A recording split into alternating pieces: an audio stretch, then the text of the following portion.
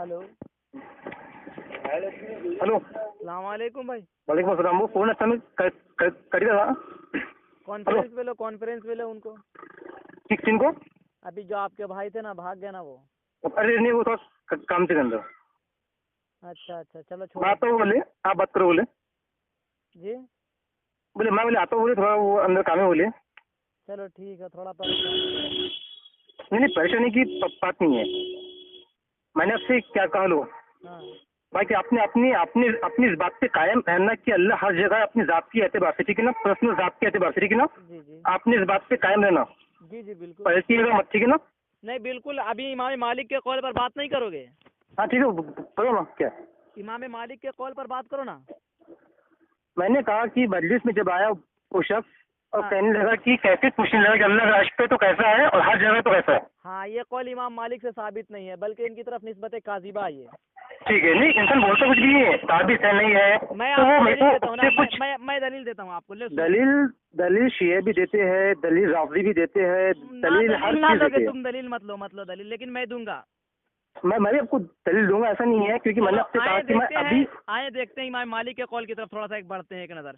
जब आप बात जब दलील से करते हैं तो मुझे बहुत खुशी होती है कि कोई बंदा ऐसा जो दलील के बाद बात करना चाहता है। दलील मैंने हेलो सुनो, हेलो पहली बात तो मेरे को फोन पे इस्लाम के बारे में हुज्जत बातें करना पसंद नहीं। भाई ने बोला कि एक बार बात कर ले तो मैंने कहा चलो ठीक है, बात कर रहे थे भाई। लो दलील तो इमाम मालिक के मुतालिक से आपका क्योंकि हेलो सुनो, मेरी बात तो दलील क्यों नहीं लेते हैं? अहले हदीस दलील लो। दलील का कैसा? हेलो सुनो, हेलो हाँ जी, बात मेरी सही हो चाहे आपकी सही हो, जहाँ पे हदीस सही साबित हो गई वो मेरा मसलक है, ये बात मैं मानता हूँ। इमाम मालिक की तरफ ये निस्बत काजिबा है। लो मैं दलील देता हूँ। इमाम बैहक़ी रहमतुल्लाहि अलैह ने किताबुल अस्मा व सिफ़ात जिल्द 2 सफ़ा 150 और हाफिज इब्ने हजर अस्क़लानी शाफ़ई रहिमहुल्लाह ने फ़तहुल बारी जिल्द 13 सफ़ा 498 बाब वकाना अर्शु अलल मा में बसनद जय्यिद, मतलब मजबूत जो कौल इमाम मालिक रहमतुल्लाहि अलैह का नकल किया है कि अब्दुल्ला इब्ने वहब रहमतुल्लाहि अलैह फरमाते हैं कि हम इमाम मालिक के पास बैठे थे कि एक आदमी आया और इमाम मालिक रहमतुल्लाहि अलैह से कहने लगा, या अबा अब्दुल्ला अर्रहमानु अलल अर्शी इस्तवा कैफ़ इस्तवा। तो उसके बाद में इमाम मालिक रहमतुल्लाहि अलैह जवाब देते हैं, अर्रहमानु अलल अर्शी इस्तवा कमा वसफ नफ्सहु ला युकालु कैफ़ व कैफ़ अन्हु मरफूउन। रहमान अर्श पर मुस्तवी है जैसा कि उसने खुद बयान किया है, ये ना कहा जाएगा यानी कैफियत की नफी नहीं की जाए, कैफियत की नफी की जाए। और अल्लाह कैफियत यानी कैफियत मरफू है, यानी कैफियत का लफ्ज अल्लाह के लिए बोला जाता। सही ना जी समझ में आई बात? कैसी बयानी कर सकते हैं कि कैसा है वो अल्लाह की गैब में है कि अल्लाह कैसा है। नहीं समझे आप? मैं समझ गया। यानी कैफियत की नफी की जाए और अल्लाह से कैफियत मरफू है, यानी कैफियत का लफ्ज अल्लाह के लिए नहीं बोला जाता। इसी तरह इमाम अबू बकर बैहक़ी और अल्लामा इब्ने हजर अस्क़लानी शाफ़ई रहिमहुल्लाह ने वलीद बिन मुस्लिम के तरीक़ से नकल किया है। इमाम औज़ाई, इमाम मालिक, इमाम सुफियान सौरी, इमाम लैस बिन साद, इन अहादीस के मुताल्लिक़ पूछा गया जिनमें अल्लाह की सिफ़ात का बयान, तो उन्होंने फरमाया अमीर रूहा कमा जाअत बिला कैफियतिन। ये हदीस अहादीस जैसे आई है वैसे बयान करो, कैफियत के बगैर। जी मोहतरम। हाँ मैं समझ गया आपने क्या बोला। जी समझ गए। हाँ चलो ठीक है, फिर इंशाल्लाह जब अभी जब अहले हदीसों के अकाईद जब हम छेड़ेंगे तो फिर इंशाल्लाह बात होगी। नहीं मैंने आपसे जो बात की है, ऐसा नहीं है कि मैं नेक्स्ट टाइम जब भी मैं आपसे बात करूँगा इंशाल्लाह तो पुख्ता दलील के साथ में बात करूंगा और मौसम आलिम के अक़वाल से बात करूंगा, तो हवा में नहीं करूंगा नेक्स्ट टाइम। अहले हदीस अगर हवा में बात करना अगर छोड़ दें तो फिर मतलब वो तो इस पर हक पर आ जाएंगे। अहले हदीस अब तक के तो हक पर है जो बात। देखिए ये डिसाइड करना हक पर कौन है, ये कौन है, ये सब अल्लाह के हाथ में है कि हक पर कौन है। वो अल्लाह खुद मालिक यौमिद्दीन, वो दिन का वो उस दिन का मालिक है जो खुद फैसला करेगा। चलो ठीक है, तो ये चलो ठीक है, जब आप फुर्सत में रहो, जब आपके पास दलील हो जाए तब बात करना, ठीक है? नहीं दलील तो आपको दे सकता हूँ, रात तक के दूंगा तो कुछ नहीं है। ठीक है। रात तक के इमाम मालिक से, इमाम अहमद से कि अल्लाह अर्श पर है। अभी एक कॉल तो आपने इमाम मालिक का ले लिया मेरे से कि आपने जो किया था वो निस्बत काजिबा थी इमाम मालिक रहमतुल्लाह अलैह की तरफ। अब दूसरे पर भी आ जाना इंशाल्लाह, उसके लिए बंदा तैयार है, माफी मुश्किल। اور آپ نے جو کہا نا کہ اللہ ہر جگہ اپنی ذات کے اعتبار سے ہے، اپنی طرف سے نہیں بلکہ قرآن سے حدیث سے پڑھا. تو یہ آپ نے پروف کرنا، ٹھیک ہے نا، ٹھیک ہے نا.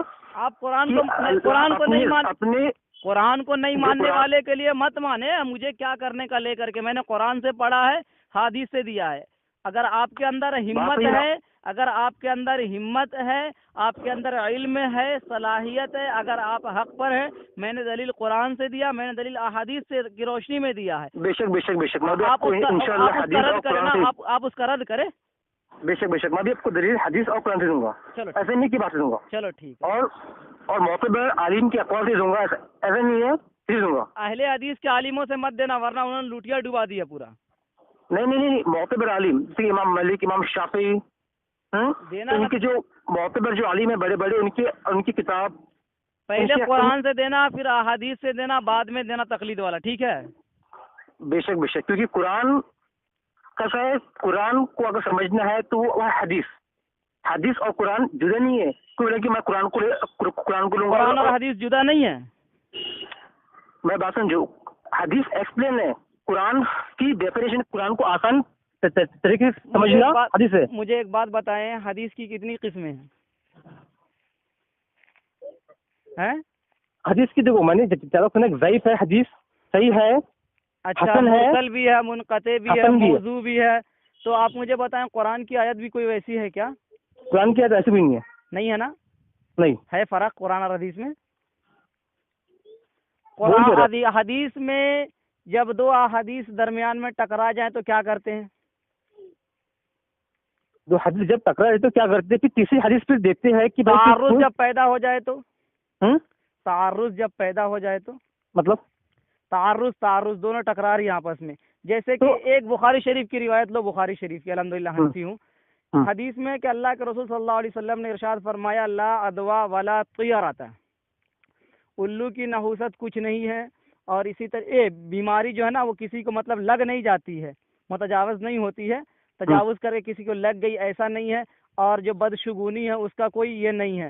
اور پھر اسی حدیث میں ہے ٹکڑے میں کہ اللہ کے رسول صلی اللہ علیہ وسلم نے ارشاد فرمایا، وفر من المجذوم کما تفر من الاسد، کہ تم جذامی شخص سے اس طریقے سے بھاگو جس طریقے سے تم شیر کو دیکھ کر کے بھاگتے، شیر سے بھاگتے. اب بظاہر اس حدیث میں تعارض پیدا ہو رہا کہ ایک تو اللہ کے رسول صلی اللہ علیہ وسلم ارشاد فرما رہے کہ اس کی مطلب بیماری کوئی مطلب آگے بڑھتی نہیں، کسی کو جا کے لگ نہیں.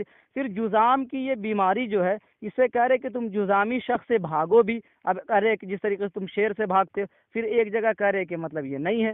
تو اب کیسا، آپ کیا کریں گے اس صورت میں؟ آپ کیا کریں گے؟ ہاں جی ہلو، ہاں جی. دیکھیے میں نے آپ سے پہلے کہا کہ اتنی ڈیپ والی باتیں، گھرے والی باتیں میری سمجھ میں آتی نہیں ہے. مجھے آتی سمپل بات سمجھ میں. پہلی بات میں نے آپ سے کیا کہا کہ دو حدیث اگر ہے، ٹھیک ہے، اور آپس میں ٹکرا رہی ہے، ٹھیک ہے نا، ہاں تو پھر کام کیا ہے کہ تیسری حدیث دیکھنا کہ اسی ٹاپک سے اسی تعلق سے تیسری حدیث ملتی ہے کہ نہیں ملتی ہے. تو چلو اس کے اوپر تیسری ٹاپک پر کون سی حدیث ہے پڑھو. ارے میں نے آپ کو ایک بات بتایا ہے، آپ بولیں گے اب بھی دو تو میں اب بھی کہاں سے دوں گا. میں نے آپ سے کہا کہ ٹائم دو، میں آپ کو ہر چیز دوں گا، ایسا نہیں کہ نہیں دوں گا. محترم میں آپ کو ایک بات بولتا ہوں، ابھی آپ چھوٹے بچے ہو، سمجھ رہے نا، اسلام کے اعتبار سے، دینی معلوم کے اعتبار سے بہت چھوٹے بچے ہو. ابھی آپ کو بہت کچھ سیکھنا ہے. اصول احادیث پڑھو، ٹھیک ہے. ایک حدیث میں جب تعارض جب اس طریقے سے جب پیدا ہوتا تو تعارض والی صورت نکال کر کے دیکھتے ہیں کہ دونوں حدیث اپنی جگہ بالکل فٹ ہے، صحیح ہے. اس کے درمیان میں جو تعارض ہے اس کو تعارض کو دور کیا جائے. جیسے اس حدیث کے اندر تعارض آیا تو حافظ ابن حجر عسقلانی شافعی رحمہ اللہ نے نخبۃ الفکر، جس کی شرح نزہۃ النظر کی شرح ہے، جو اس کے اندر حافظ ابن حجر عسقلانی شافعی رحمہ اللہ نے جو جواب دیا ہے اس کو جا کر کے آپ پڑھو. الحمدللہ مجھے جواب معلوم ہے. سمجھ رہے بات کو؟ میں تو سمجھ گیا. سمجھ گئے؟ کیا سمجھے آپ بتائیں. باقی میں جو بول رہا ہوں، آپ نے جو اس سے پہلے جو بات کہی نا، ایک، ہلو، ہاں جی بولے، دو، کہ تین، اللہ اپنے 5 6 7 8، ہاں جی، کہ اللہ اپنے ذات کے اعتبار سے ہر جگہ موجود ہے. ہاں جی. تو آپ نے اس بات کو نا قائم رہنا، ٹھیک ہے نا. میں نے قرآن سے دلیل دیا ہے، کوئی مائی کا لال رد تو کرے. رد نہیں، میں وہ نہیں بول رہا ہوں. ہاں جی. 8، بات کیا ہے آپ سمجھے نہیں. سمجھ رہا ہوں میں. 8 6 قرآن کی بات شیعہ بھی کرتے ہیں، ٹھیک ہے نا. قرآن کی بات رافضی بھی کرتے ہیں, قرآن کی بات ہر فرقہ کرتا ہے, قرآن کی بات, ٹھیک ہے نا. ہاں لیکن ایک اہل حدیث نہیں کرتا شاید. کرتا ہے وہ. آپ کیسا ہے اب آپ اٹیک کر رہے ہیں. میں نے آپ سے کہا کہ میں آپ کو دے سکتا ہوں, میں نے جو کہا, ایسا نہیں کہ میں بھاگ رہا ہوں یا میں وہ. میں نے آپ سے کہا کہ میں نے جو کہا اس کے ساتھ. ہلو, ہاں جی آپ بولے ہیں. 14/4/18 آپ بزی گئی؟ نہیں کوئی بزی نہیں, آپ بولے نا. 21/4/25 ہاں جی بولو. آپ فری کی بزی ہے؟ ارے میں فری ہوں, آپ بولے نا. آپ کی ہر بات میں سن رہا ہوں محترم, کیوں پریشان ہو رہے ہیں؟ پریشان نہیں ملا, آپ کچھ کاؤنٹ کر رہے ہیں, ملا کہ آپ بزی ہے آپ کا مائنڈ؟ نہیں کوئی بزی نہیں. بات دیکھو پہلی بات یہ ہے کہ اہل حدیث آپ جو بول رہے ہیں کہ قرآن کو مانتے نہیں ہیں. نہیں مانتے, بھاگتے ہیں, بالکل بھاگتے نہیں, ہیں, بالکل نہیں مانتے. اہل حدیث قرآن کو نہیں مانتے ہیں, بھاگتے ہیں. دیکھو بہتان لگانا تو لگاؤ, اس میں کوئی شک نہیں ہے. آپ قرآن کو مانتے ہو, صحیح بولنا آپ. ارے جو قرآن کو نہ مانے وہ کیسا مسلمان؟ تو وہ اللہ کا ہے نا کلام. ایک منٹ, آپ مجھے بتانا ذرا, قرآن کو مانتے کون سی روایت آپ پڑھتے ہو محترم؟ اب عالم کی بیس سے کوشچن کریں گے. میں آپ سے پہلے کہا کہ ایسے کوشچن پوچھو تو جو میں آسان پوچھ سکوں. چلو یہ بھی آپ کو معلوم نہیں ہے قرآن کس طریقے سے پڑھا جاتا ہے, کس کی روایت کرے. اچھا مجھے آپ ایک بات بتانا, قرآن کو ترتیب کس نے دیا ہے؟ دیکھو ابھی ماننے کی بات ہو رہی ہے, آپ ایک دم ڈپ میں آپ جا رہے ہو. کس نے کیا کیا کرا. میں نے آپ سے کہا میں کہ آپ سے پوچھ رہا ہوں قرآن کو مطلب ترتیب کس نے دیا ہے؟ پھر آپ بولیں گے کہ بھائی میں نے کسی اہل حدیث سے بات کر رہا, اس نے تو جواب ہی نہیں دیا, وہ بھاگ گیا. میں پھر آپ بات سے نہیں تھی, پوچھ آپ رہا ایسی ہوں بات ہے. محترم, میرے سوال کا آپ جواب دینا. میں آپ سے پوچھ رہا ہوں قرآن کو ترتیب کس نے دیا؟ قرآن کو ترتیب کس نے دیا؟ ہاں جی, مطلب کون سی آیت کہاں فٹ ہوئیں گی وہ؟ قرآن کے پارہ در پارہ ترتیب سے یہاں یہ قرآن کو مصحف جو ہوتا ہے نا, قرآن کا جو آج مطلب ہمارے درمیان میں جو موجود ہے, اس کو تو اہل حدیث کہتے ہیں کہ یہ مطلب اصلی نسخ موجود نہیں ہے, کیونکہ اہل حدیثوں کا ایمان پہلے ہی خراب ہو گیا. تو میں آپ سے بتا دیتا ہوں, آپ کو معلوم نہیں ہے. اس کو جو مطلب مصحف عثمانی کے نام سے جانا جاتا ہے, اور اس کو ترتیب جو دی ہے حضرت عثمان غنی رضی اللہ عنہ نے دیا ہے. ہاں یہ میں نے سنا. ہاں, اور سن لے, عثمان غنی رضی اللہ عنہ کے بارے میں اہل حدیث کہتے ہیں کہ وہ بدعتی ہیں. اذان ثانی کے متعلق حضرت عثمان غنی رضی اللہ عنہ کو بدعتی کہتے ہیں اہل حدیث. تو وہ کہاں مانیں گے؟ اچھا اور دوسری بات سن لو نا. ہاں, اللہ رحمک اللہ رحمت اہل الحدیث, کہ اللہ اہل حدیثوں کے اوپر رحم کرے کہ وہ مطلب صحیح. اچھا آپ نے بھی جو بات کی, سنو. ہاں جی. عثمان غنی کے تعلق سے آپ نے جو بات کہی, میں آپ کو اور بتا دوں کہ اصل بات کیا ہے اور ہم کیا بولتے ہیں. اس لیے میرے کو آپ کی باتوں میں دم کیوں لگتا ہے. بات سنو پریا.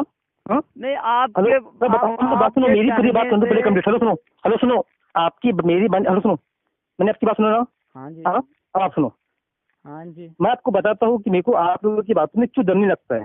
لگنے سے کوئی فرق نہیں پڑتا نا محترم, کیونکہ آپ کو تو قرآن کس طریقے سے پڑھا جاتا, قرآن کیا ہے, آپ کو اللہ کے صفات کے بارے میں معلوم نہیں ہے. آپ کے لگنے نہ لگنے سے کوئی مطلب فرق پڑتا ہے کیا محترم؟ آپ کے اوپر کیا ہمارا اسلام کیا اتنا کمزور ہو گیا کہ آپ کے سمجھنے پر موقوف ہے ہمارا اسلام؟ استغفر اللہ ربی من کل ذنب واتوب الیہ. ہو گیا. اب سنیے, سناؤ جی.